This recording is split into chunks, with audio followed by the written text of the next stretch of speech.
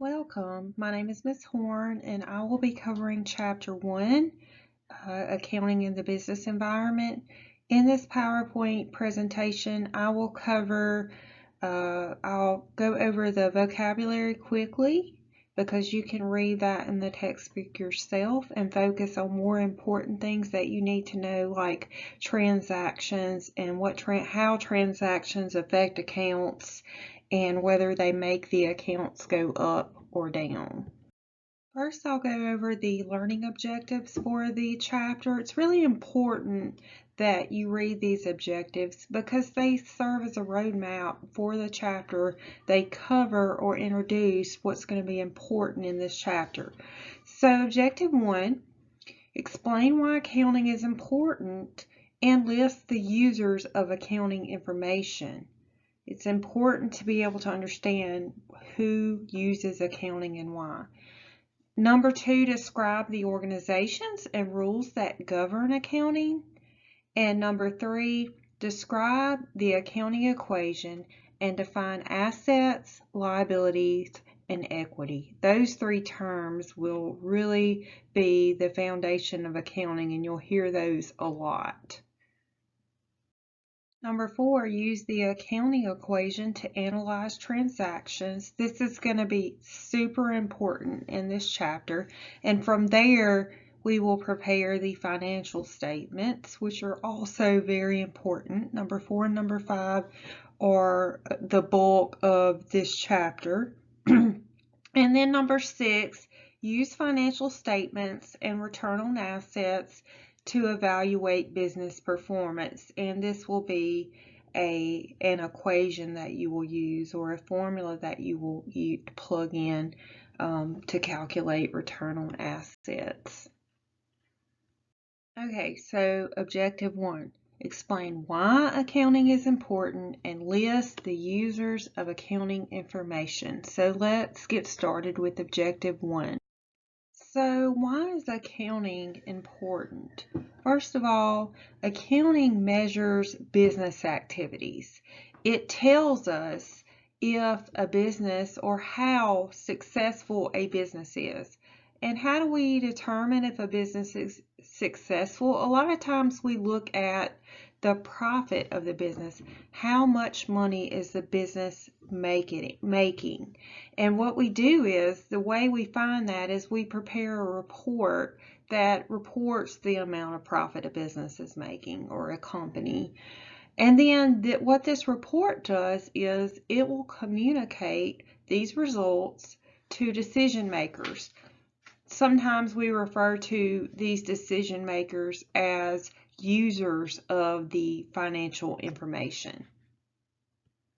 So a lot of people some people may think that accounting is boring, and most of the time it's just because they really don't know what accounting is, or they don't understand that an accountant is not just a bookkeeper. There are many different careers that you can pursue in accounting. But let's look at the visual here. On the left side, you see data rules, and it's not just black and white, and it's not just right and wrong. The truth is that accountants have gray areas where they have to use financial information. They have to use this information to help them make good decisions. And accountants sometimes really have to look at reports and really come up with the best decision. It's not always easy, so there's a lot of critical thinking involved. So let's look to see who are these users of this information. In Accounting 1, which is financial accounting, these are your external users. Things that external users may ask are, should I invest in the business? Is the business profitable? Should we lend money to the business? And will the business be able to pay us back? And then in Accounting 2, also known as managerial accounting, internal users use managerial accounting, and some of the questions they will ask are, how much money should the business budget for production? and should the business expand to a new company, or how do actual costs compare to budgeted costs.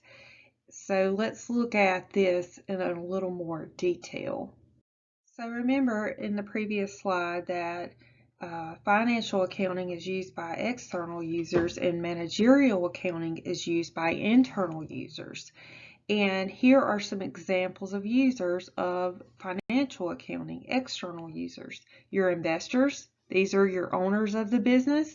Your creditors, these are like the banks, who the business owes money, and taxing authorities.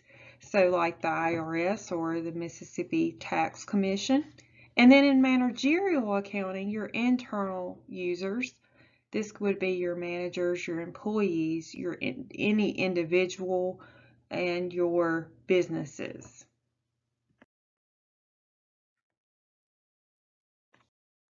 So let's look at the different careers. Notice the spectrum here of different careers in accounting, and there are more than this, but just take a look at these and the salary ranges, starting at controllers all the way down to your bookkeepers. In accounting, it's very important that we provide the users with objective information, that users can compare one company with another company. So the way that we make sure that this information is objective is by having rules that govern accounting.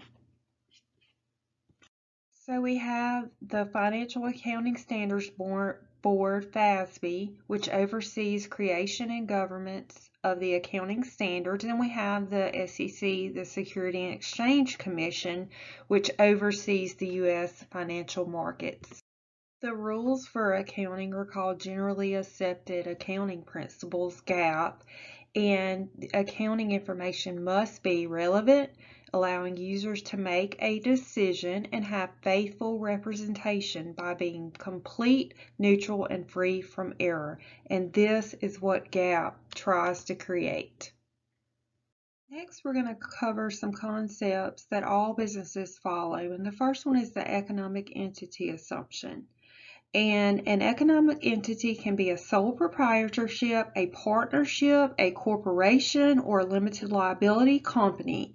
And what's important to remember is that an economic entity stands alone. We will only report for that economic entity and not combine it with any other businesses. And that also means that we will not report, when we report for that economic entity, the personal business or the personal records of the owner. Next, we will look at the different types of business organizations. Now, you really want to get familiar with this chart and see the differences in the different types of business organizations. When a company first opens, or before you actually open a business, you have to look at each of these and really think about which business or which type of organization would be best for you. So you have to weigh the disadvantages and the advantages and see what works. For example, sole proprietorship. Okay, these are easy to get started because there's only one owner, but look at the personal liability. You don't have any protection over your personal assets. But look at a corporation. You do have protection over your personal assets or your personal belongings. However, they are double taxed. So these are some of the things that you want to look at when you're thinking about owning a business or opening a business, to really weigh the advantages and the disadvantages and seeing which business organization would work best for you. The cost principle states that when we buy an asset, we record it on the balance sheet at cost. For example, if we were to purchase land for $25,000 and in 10 years it appraises for $40,000, it would always stay on the balance sheet at $25,000 because that is the amount that we paid for the asset. Another example would be a house. Let's say that I purchased a house, and let's say it was listed for $35,000. And let's say I got an appraisal done and it appraised for $50,000. And let's say I agreed to purchase the house for $40,000 and the offer was accepted, then I would record it at the amount that I purchased it for, the $40,000.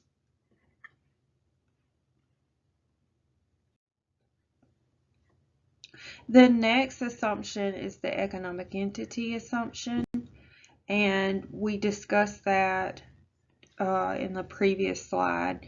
Remember that a business is a separate economic entity from any other business that I may have. I'm going to report the financial transactions separately from any other business and from any other personal assets or personal transactions that take place.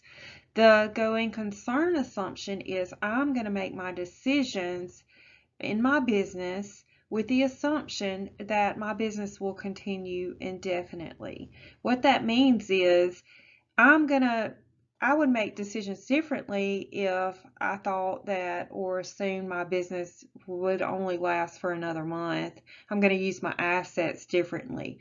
So we're going to assume that our business is going to continue indefinitely. And the monetary unit assumption is a fairly easy one to understand. It means I'm going to report all of my transactions for my business in US dollars. I'm going to have one monetary unit, and in the United States, that would be US dollars. Something that's being discussed a lot more now is the International Financial Reporting Standards, and these are global accounting guidelines. And they're used or required by more than 116 nations, and they are published by the International Accounting Standards Board. Ethics in accounting and business is very important because we want users of financial information to be able to trust the accounting or the financial reports. So an audit is an examination of a company's financial statements and their records to make sure that what is being reported or recorded on the financial statements is actually accurate. The Sarbanes-Oxley Act, it requires companies to review internal controls. So when an auditor performs an audit, what they have to do is go in and check the controls, ask questions like who is responsible for receiving assets such as cash, who receives the cash, and is it a different person than the person that's recording the receipts of cash? So this is super important in an audit now, and SOX or Sarbanes-Oxley actually requires companies to have internal controls and for auditors to review these internal controls. And now we're to the part that I actually really enjoy talking about, and that is your accounting equation. And so make sure you pay attention to Objective 3 and print out the accounting equation and really try to understand this objective. We're also going to talk about what an asset is, what a liability is, and also the components of equity. So the accounting equation, notice that is an equation. It must stay in balance. So the left side should always be in balance with what's on the right side, meaning assets should always equal liabilities plus your equity. So assets, what are assets? You may have heard someone say, this person is an asset to this school. That can mean that this person is helpful and useful, and they are providing some kind of benefit to the school. So an asset is a resource that is expected to benefit the business in the future. So what are some examples? Cash. Why is cash useful? Or how is it going to benefit? Well, we can use it to purchase other things in our business. Why is inventory useful? Well, we can use this to sell and give us more cash to purchase other things. Furniture is going to help us earn revenue, and land could be used to build a store to sell more inventory, or it could be used as a parking lot for customers to park, or it could just be used to hold and sell later for more cash. Liabilities are debts that are owed to creditors. You can think of maybe your credit card bill as the liability. You owe that. And most liabilities in accounting do have the word payable, such as accounts payable, notes payable, salaries payable. There is one that we'll talk about in Chapter 3 that is called unearned revenue, and this is what a customer, when a customer pays us before we actually provide the service. And so we actually owe them something. We don't owe them cash, but we owe them a service. But we'll talk more about unearned in Chapter 3. Now let's talk about equity. Equity is the owner's claims to the assets of the business. Now this is really just a textbook definition, but let me talk about what that really means. You may understand equity as, let's say, your net value. So if I wanted to compute or calculate my net worth, what I would do, or my net value, what I would do is I would take all of my assets, what I own, and subtract out anything that I owe to other businesses or people, and that would tell me how much I have or how much my net worth is. So there are several components of equity that we really need to understand. And the first two components I want to talk about actually increase equity. So if I'm an owner and I contribute any cash or land into my business, I'm increasing the equity. So capital, owner's capital, is any owner contribution to the business. It is going to increase owner's equity. Also revenue. If I earn revenue from providing a service or selling goods, then I'm also increasing the equity. So capital, owner's contributions, and revenue increase owner's equity. Expenses of the business, which are opposite from revenue, the cost of providing the good or the service, decrease equity, and owner's withdrawals or drawings. If an owner takes out cash or withdraws from the company, that's taking away from the business, so that would decrease owner's equity. So here is an expanded version of owner's equity, and it shows 4 components. 2 of these components make owner's equity increase, and 2 of these components decrease equity. Owner's capital and revenue increase equity, and owner's withdrawals and expenses decrease equity. It's important to know that there's only one component or one thing that you're going to put into owner's capital, and that is when an owner contributes personal money to the business. And then the only component or item you're going to put into owner's withdrawals is when an owner withdraws money and puts it into their personal account. And then you have revenues, and this is when you provide a service or sell a good.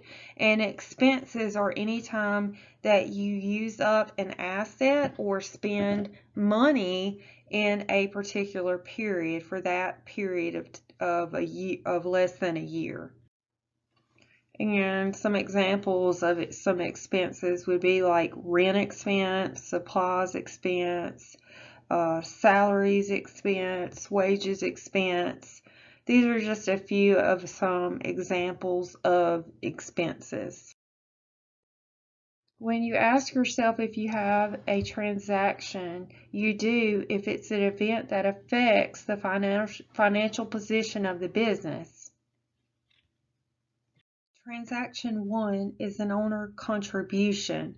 Smart Touch Learning receives $30,000 cash from the owner, Sheena Bright, and the business gave capital to her. So as you can see, cash is increasing by $30,000, and since she contributed capital, her capital account is increasing by $30,000. Notice that the accounting equation is still in balance because the left side increased by $30,000, so it's $30,000, and the right side is the same, $30,000. Transaction 2 involves the purchase of land for cash. Smart Touch Learning purchases land for an office location, paying cash of $20,000. So what we have done is we have spent $20,000 of cash, so cash is going down, and we are purchasing land, so land has increased by $20,000. Each transaction affects at least two elements. Here those elements are cash and land. They are both assets. Notice that the overall accounting equation is still in balance. It's still a balance of $30,000 on this side and $30,000 on this side. Basically, the overall effect is zero because we basically purchased one asset with another. So they're basically changing places. Cash is going down, but land is going up. So the net effect, negative $20,000 plus $20,000, would be a net effect of zero. Okay, so in this slide, we are purchasing office supplies on account. We will record the office supplies in the asset account for $500, but we did not pay with cash. So this does not affect cash. It says we purchased these on account. So we will record that in our liabilities account, accounts payable. The balance of the accounts payable will increase. Remember, when we buy something on an account, the account balance will increase, just like when you buy something with your credit card. When you buy something with your credit card, the balance on your credit card account will increase. When you pay a little bit on that credit card, then the balance, when you pay off some of the balance of your credit card, the balance will go down. Now let's earn some revenue. So Smart Touch Learning is going to collect $5,500 revenue in cash. We have earned this revenue, so we're going to we're going to record cash. So cash is going to increase by $5,500, and we're also going to, our revenue account is going to increase by $5,500. The reason we can record this as revenue is because we have provided the service. This transaction is very similar to the last transaction because we have earned service revenue, except this time the customer is going to pay us later. So we can record the right to receive cash later. We will still increase the revenue account. You can't see it because of the video of me, but the revenue account did increase by $3,000. And we're still receiving an asset, so an asset is going to increase, but it's not going to be cash. It's going to be accounts receivable. We will receive the cash. We have the right to receive cash later when the customer pays. So instead of cash increasing, accounts receivable will increase by $3,000. Now we're going to pay some expenses with cash. So we're going to pay $3,200 in cash. So cash is going to go down because we're paying cash, we're spending cash. And we're going to record the expenses, and we're going to categorize these separately: rent expense and salaries expense. So we're recording these expenses, and what that does is it decreases equity. Remember, expenses decrease equity. So our accounting equation is still in balance because if you take these numbers here and subtract the expenses, it would balance out to the asset side.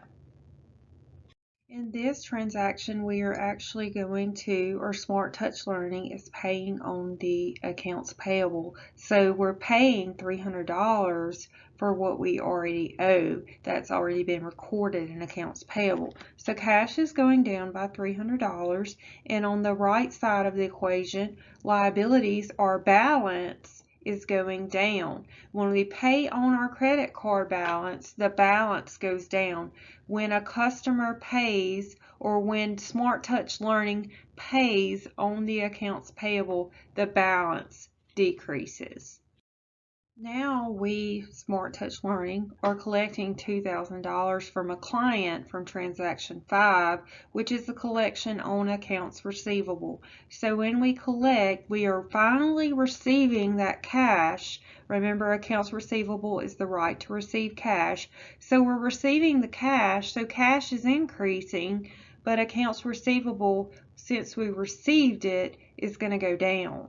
So we would subtract the $2,000 since we have received it. So here's another example of where the right side is not affected and the net effect on the left side is 0 because you have a positive, a plus 2,000, and a minus 2,000, which the net effect would be 0. So our equation, our accounting equation, is still in balance. Here is where the owner is withdrawing cash. Remember, we only record withdrawals when the owner takes out personal money. So the owner's withdrawals, that's the only time we record that, and that would be $5,000. Now remember, withdrawals reduces equity. That's why there's a minus there. And then on the left side here, cash is coming out of the company, so we have to decrease cash by $5,000. So the effect is a reduction over here for $5,000, as well as on the right side of the accounting equation. Here's a summary of the transactions we just went over. I recommend that you print this out. And then what I would do is on a separate sheet of paper is I would draw my accounting equation out and I would go through each transaction and see if you can repeat what we just did, because this is super important and it is the foundation of this class in accounting. Because what we're going to do in chapter 2 is we're going to take these transactions and we're going to translate this up and down in the accounts as debits and credits. So really take the time to understand how to analyze a transaction, what account it affects, does it make the account go up or down, and is the accounting equation still in balance. Now it's time to take what we just did and to put it into a report for our users, which are the financial statements. And here are the different types of financial statements. Get familiar with this exhibit. You may want to print it off, and we will go ahead and go through these financial statements together. Remember, we talked earlier about the users of the accounting information. They are really going to look at these financial statements. So let's talk about these financial statements together. Okay, let's look at the income statement. Notice the income statement reports revenues and expenses. Service revenue is $8,500. If you look at the list of transactions that we covered earlier, this is the total amount of service revenue, the total amount of revenue, and then rent expense and salaries expense.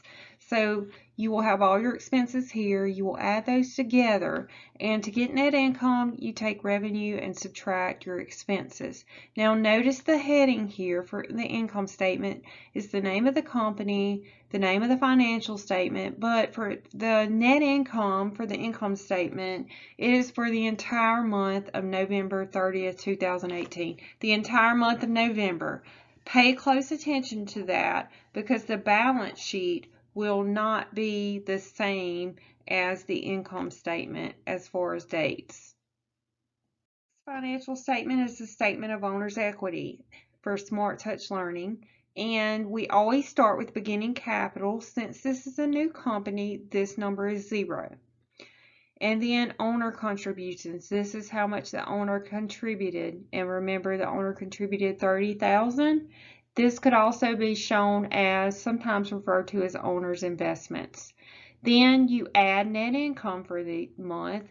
Notice that this is the income that net income we calculated on the previous statement, the income statement. Then you're going to add these numbers up, and it's kind of like a subtotal here. So it's your beginning capital plus any owner contributions plus your net income. So all your increases to equity. Then you're always going to deduct withdrawals. So you're going to subtract those. In this chapter, that's the only thing you're going to subtract. And then this will give you ending capital. This is the balance sheet, and notice that the balance sheet shows the accounting equation. Assets have to equal liabilities plus owner's equity. Also notice the date. So the date is different from the income statement and the statement of owner's equity because it does not say for a period of time. It says for November 30th. That is because the balance sheet represents a particular moment in time. So this is the balance sheet on November 30th. The cash flow statement is actually a financial statement that will be covered more in accounting too, but notice that the change in cash, if you look back at our transactions, we started out with 0 cash, and by the end of the period, the balance of cash was $9,000. So cash actually increased by $9,000. But in the cash flow statement, we have the operating activities section. This is any cash spent or received from the normal operating business transactions. And then you have the investing activities section. This is any cash used or received from the buying or selling of long-term assets that will be used in the business. So if you notice here, the only cash activity we had was we bought land, which we're going to use long term. And then the last section is the financing activities section. This is cash that we, anything other than operating investing. It's how we finance the company, either through our investors or through the bank. If we need extra money, we can go to our investors, or we could go borrow money from the bank. That is after we use the cash that we receive from buying or from selling goods or providing a service. Because we want to get our cash from, selling things, from revenue. But sometimes we need a little extra help, and so we have to go to our investors or go borrow money from the bank. So operating, investing, financing. Last objective is going to discuss how to use the return on assets to evaluate how well a company is doing. Return on assets tells us how profitably a company is using its assets.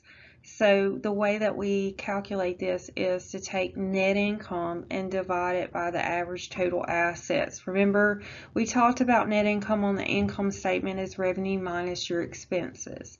Now, the average total assets in accounting, when we take the average, it's usually the beginning plus the ending divided by 2.